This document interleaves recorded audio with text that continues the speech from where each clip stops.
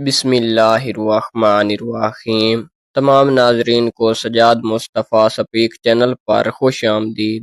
آج کا یہ واقعہ حضرت موسیٰ علیہ السلام کس طرح حضرت شعیب علیہ السلام تک پہنچے اور کس طرح 10 سال تک بکریاں چرائیں، تو یہ واقعہ بہت ہی زیادہ خوبصورت ہے، تو آپ نے اس واقعہ کو پورا دیکھنا ہے۔ اور اگر آپ کو اسلام سے ذرا سی بھی محبت ہے تو اس اسلامک چینل کو سبسکرائب کرنا ہے اور اس اسلامی ویڈیو کو لائک بھی ضرور کرنا ہے۔ شکریہ۔ حضرت موسیٰ علیہ السلام ایک کنویں پر پہنچے کہ کیا دیکھتے ہیں کہ آدمیوں کا مجمع جمع ہے اور کنویں سے پانی کھینچ کھینچ کر اپنے مویشی کو پلا رہی ہیں، اور سب آدمیوں سے الگ کو 2 عورتیں دیکھیں کہ اپنی بکریوں کو اوروں کے جانوروں سے ہٹا رہی ہیں۔ آپ نے ان دونوں کو غریب اور ناتوان دیکھ کر پوچھا کہ تمہارا کیا قصہ ہے؟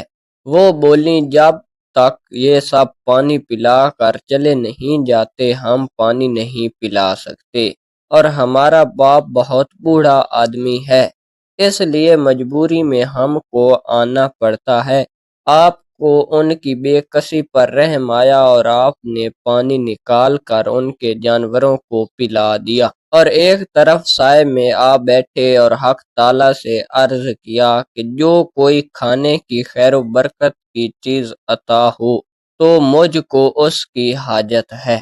وہ دونوں لڑکیاں اپنے گھر گئیں اور جا کر سارا حال اپنے باپ سے کہا۔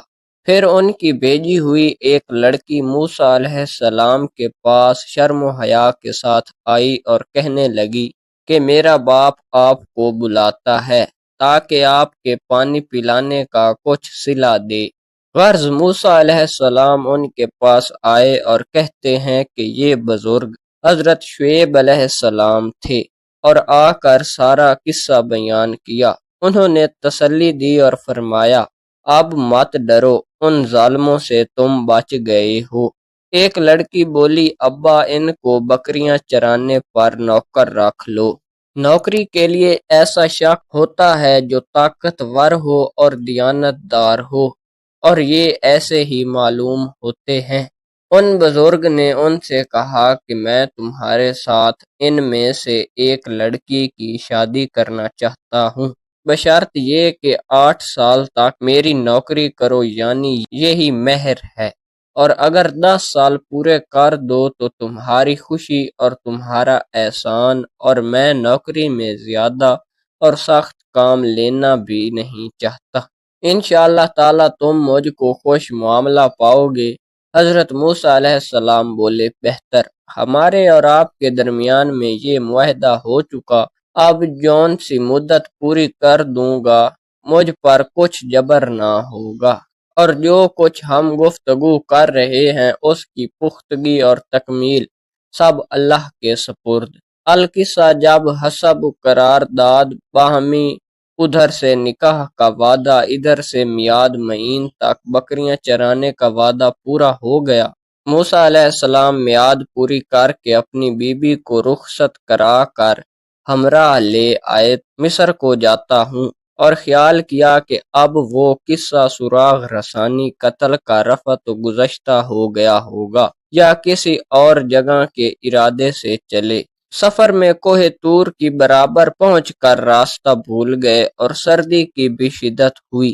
اس حالت میں کوہ طور کی طرف سے ایک سلگتی آگ نظر آئی۔ آپ علیہ السلام نے اپنی بیوی سے اور جو کوئی آپ کے ہمراہ ہوگا ان سے فرمایا کہ تم ذرا یہاں ٹھہرو، مجھ کو آگ نظر آئی ہے، میں ذرا ادھر جاتا ہوں، شاید وہاں کے آدمیوں سے کچھ راستے کا پتہ چلے، یا اور کچھ نہیں تو تھوڑی آگ ہی مل جائے گی جسے تم سیک ہی لوگے۔ وہاں جو تشریف لائے تو ان کے داہنے ہاتھ کی طرف اس متبرک مقام پر ایک نشیب میدان تھا، وہاں ایک درخت کھڑا تھا، اس میں سے ایک آواز آئی کہ اس آگ کے مقام پر جو شخص موجود ہے، یعنی موسیٰ علیہ السلام، اس پر برکت، اور جو ان کے ارد گرد ہیں یعنی ملائکہ ان پر بھی، اور تم کہو سبحان اللہ رب العالمین۔ حضرت موسیٰ علیہ السلام نے کوئی آواز دینے والا نہ دیکھا تو پوچھا کہ آواز دینے والا کون ہے؟ پھر آواز آئی کہ اے موسیٰ، میں خدا ہوں، سارے جہان کا پروردگار، زبردست حکمت والا۔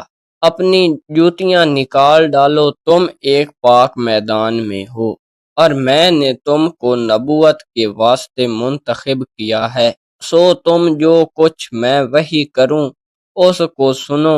میں ہوں خدا، میرے سوا کوئی عبادت کے قابل نہیں، سو میری ہی پرستش کرو اور مجھ کو یاد رکھنے کے لیے نماز پڑھو۔ قیامت ضرور آنے والی ہے، مگر میں اس کے آنے کے وقت کو مخفی رکھنا چاہتا ہوں کہ عین وقت پر ہر شخص کو اس کے کیے کا بدل مل جائے۔ سو دیکھو، جو لوگ اس کا یقین نہیں رکھتے اور اس وجہ سے جو جی میں آتا ہے کر ڈالتے ہیں، ایسے لوگ کہیں تمہارے لیے یقین اور عمل سے مانا نہ بن جائیں، کبھی ناحق تمہاری بھی کمبختی آ جائے، اور بھلا یہ تو بتلاؤ کہ یہ تمہارے داہنے ہاتھ میں کیا چیز ہے؟